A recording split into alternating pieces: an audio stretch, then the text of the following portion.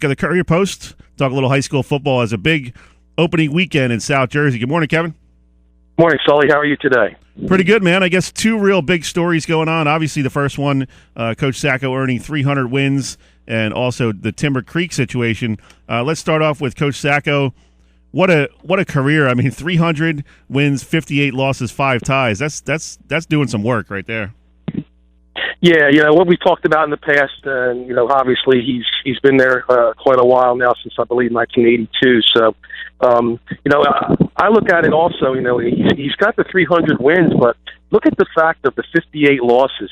I mean, that's an incredible number in itself as well. In that, this team doesn't lose very often. So, obviously he's instilled his system. The kids have obviously bought into it since way back when, and obviously you see the results that you saw last night. Now, Kevin, you've had a lot of interaction with him throughout the years, and typical Coach Sacko after the game, he was kind of wanting that mini press conference to be over as quick as possible. He just wanted to get out of there and start breaking down some film right away. That's sort of his MO, right? Yeah, he's not. I wouldn't say he's the most overly talkative coach that there is. He obviously will answer your questions, and he'll if it takes 5 minutes or it takes 15, it doesn't matter. He'll answer them. But he's not about himself, and he's never been. It's never been about Paul Sacko. It's always been about everyone around him, especially the kids. And obviously after games, the coaches are always the ones who have to answer the tougher questions if necessary, and kind of give you the insight that you need. But he's a guy that has always gone about his business. He's meticulous in that, and right now he's probably in the weight room. So he does it his way. Some people like it, some people don't. Some kids thrive on it, some kids melt. So he, like I said, those that stick it out and those that follow his system, he always gets the best out of every one of them. Probably the most telling commentary about his career is the fact that pretty much any game you go to, you can find an alumni in the stands at somewhere, and that says a lot about what he means to these guys as they grow from boys into men.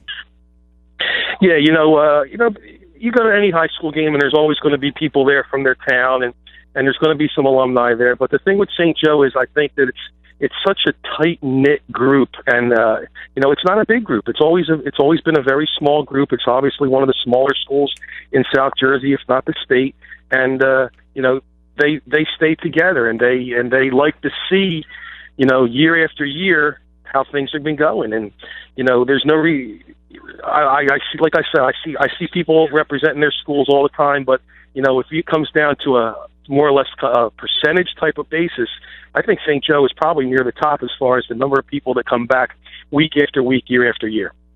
Talking with Kevin Minnick of the Courier Post. Kevin, Timber Creek, man, they came out and just made a statement that, hey, we're solidified as a team. We're going to go out there and show what we have, and really took care of a pretty good Delsea squad that's coming off 4 straight state championships. Good to see those players, obviously a lot's going on around them, be able to focus in and put on the kind of performance they did last night. Yeah, with them, the cloud is somewhat, if the forecast was dark and gloomy in the past, it's now just partly cloudy. And the thing with Rob Hinson and his staff is that they have been able to do since the word of the investigation into their program surfaced about early June or so, was the fact that they've maintained their focus and they've maintained their poise, and they've gone out and executed. And Delsea takes the first possession, works it down to just about over 6 minutes, and scores. And you're thinking, okay, well, we got a game. And then Timber Creek, boom, boom, boom. They lock down on defense. They're extremely, extremely explosive offensively. And next thing you know, it's 40-14 at halftime. And we still got to play the second half. And you don't want to take anything away from Delsea. That's a 4-time, like you said, a 4-time defending sectional champion with a extremely rich tradition of excellence. But that game was over. And Timber Creek offensively was pretty much able to do whatever they wanted. And defensively, their front three, rotating in and out guys, they just stuffed the line of scrimmage, and Delsea really couldn't do anything. Delsea had 5 yards in the second quarter, and it became a JV game with about 6-7 minutes left in the fourth quarter. So, not that Timber Creek needed to come out and make a statement, but, they certainly did. Kevin, how good is this Devin Leary kid, quarterback for Timber Creek? Big kid, strong-arm quarterback, and a lot of experience under his belt. They're going to really rely on him to lead the way this year. And from what I've seen, I saw him last year in the playoffs against Mainland, and really that was a tough game for them, but he came through when they needed him, and great to have a kid like that on your squad when you're trying to win a state championship. Devin Leary is without a doubt one of the best quarterbacks in the state, and his stock will continue to rise. He's got poise in the pocket. He's got a rifle for an arm, and he's extremely accurate. The misses he had last night, a couple of drops, a couple of balls that were just overthrown, but they weren't overthrown by more than a step or two. Here's a kid who's attended some of these national camps, who's got himself several offers already, and he's only getting better. He's bigger than he was last year. He's stronger than he was last year, and last year was pretty darn good. So, I think when it comes to quarterbacks in South Jersey, Devin Leary is clearly a notch above everyone else. And, to watch him play, it's kind of a treat because he doesn't throw a wobbly ball. He puts the ball where it needs to be. He leads the receivers extremely well. And, he's got weapons all over the field. Timber Creek opens up last night, 4 wide to the right, 1 wide to the left, empty backfield. Well, guess what? It's coming, and you've got to try to stop me. So he had a sensational night last night, 343 yards. He ties his school record for single-game touchdowns with 6 with Danny Williams, who's now at the Stevenson University down outside of Baltimore. And, I think week after week you're going to see Devin Leary throw for 200-300 yards. He's going to throw 4 or 5 touchdowns a game because that's the way this offense is set up. And, clearly Rob Hinson knows what he has, and he's going to take full advantage of it. We're talking with Kevin Minnick of the Courier Post here on the South Jersey Sports Report. Kevin, a guy I've been singing his praises for about a year now, and we're really seeing what's going on with that program, is Pleasantville head coach Chris Sacko. They're no longer an automatic win. They went into Buena Regional on the road and held them scoreless for the final 3 quarters and only lost 14-7. Talk about him a little bit and that program. It's got to be nice for them to start feeling like, hey, they can compete now. Yeah, to be honest with you, I haven't seen them, and I don't know that I will. But from what you read and what you observe from and taken from other people, it looks like he's someone who is he's dedicated to trying to turn things around. They struggle down there to put wins together. I don't know if their numbers are extremely strong, but you have to start somewhere. And if you have someone in there who's willing to take some lumps and go through the battles week in and week out, sooner or later things are going to change. And I give credit to a lot of guys like that who kind of take over programs that have been struggling. Similar case is a Casey Murphy at Gloucester Catholic. They haven't won a game they've lost 25 straight games.